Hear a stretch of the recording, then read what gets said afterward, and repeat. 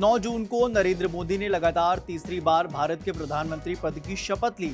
अगले ही दिन मोदी ने पीएम दफ्तर में कामकाज संभाला, कैबिनेट की बैठक हुई, मंत्रियों में विभागों के बंटवारे हुए। अब 13 मई को प्रधानमंत्री नरेंद्र मोदी विदेश यात्रा पर जाने की तैयारी में हैं। प्रधानमंत्री मोदी के तीसरे कार्यकाल का ये पहला विदेश दौरा है।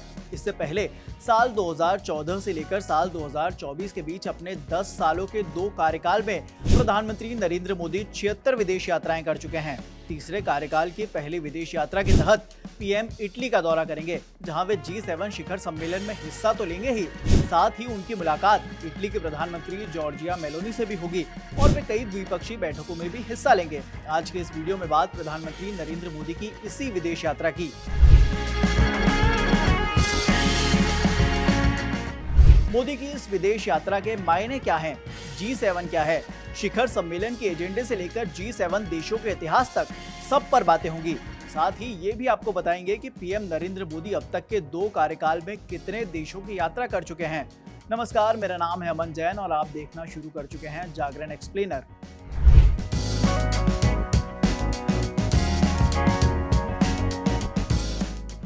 G7 शिखर सम्मेलन इस साल इटली के अपूलिया में बने एक लग्जरी रिजॉर्ट बोर्गो एक्सानिया में 13 से 15 जून तक होना है।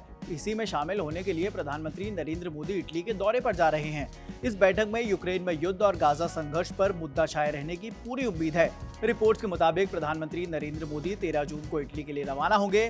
सूत्रों की माने तो प्रधानमंत्री मोदी के साथ एक उच्च स्तरीय डेलीगेशन भी जाएगा, जिसमें विदेश मंत्री एस जयशंकर, विदेश सचिव विनय कात्रा और एनएसए अजीत डोवाल के भी शामिल रहने की पूरी उम्मीद है। मोदी अपने दौरे पर इटली की प्रधानमंत्री जॉर्जिया मेलोनी के साथ भी बैठकें समेत कई द्विपक्षीय बैठकें करेंगे। G7 शिखर सम्मेलन के एक सत्र में रूस और यूक्रेन युद्ध पर भी चर्चा हो सकती है। कुछ रिपोर्ट्स के मुताबिक उस सत्र में यूक्रेन के राष्ट्रपति व्लादिमीर ज़ेलेंस्की शामिल होने वाले हैं। अब आते हैं G7 पर। G7 विश्व की 7 उन्नत अर्थव्यवस्थाओं का एक समूह है, जिसमें America, Britain, France, Italy, Germany, Canada और जापान शामिल है। इसके साथ ही यूरोपीय यूनियन भी इसका एक हिस्सा है। इटली में होने वाले शिखर सम्मेलन में भाग लेने वाले शीर्ष नेताओं में अमेरिका के राष्ट्रपति जो बाइडेन, फ्रांस के राष्ट्रपति इमैनुअल मैक्रों, जापान के प्रधानमंत्री फूमियो किशिदा और कनाडा के प्रधानमंत्री जस्टिन ट्रूडो का नाम शामिल है। इससे पहले साल 2023 का G7 शिखर सम्मेलन जापान में हुआ था, जिसमें हिस्सा लेने के लिए पीएम मोदी को भी न्योता मिला था और बतौर प्रधानमंत्री नरेंद्र मोदी G7 में हिस्सा लेने के लिए जापान भी गए थे। इस बार ये इटली में होने वाला है, जिसका न्योता इटली की prime minister Giorgia Meloni PM Modi को अप्रैल 2024 में ही दे चुकी हैं। G7 के इतिहास की बात करें तो इसकी शुरुआत 25 मार्च साल 1973 को हुई थी। उस समय पूरी दुनिया के सामने तेल संकट था, जिसका सीधा असर दुनिया के कई देशों की इकोनॉमी पर हुआ था। इसी के चलते भविष्य में आने वाली चुनौतियों से वैश्विक स्तर पर निपटने के लिए G8 नाम के एक संगठन की नींव रखी गई।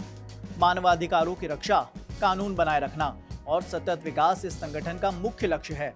शुरुआत में रूस भी इस संगठन का एक हिस्सा हुआ करता था, लेकिन साल 2014 में रूस ने क्रीमिया पर हमला बोला और उसे अपने कब्जे में ले लिया। इसके बाद रूस को इस संगठन से बाहर निकाल दिया गया। जब रूस इस ग्रुप में शामिल था, तब इसे G8 कहा जाता था।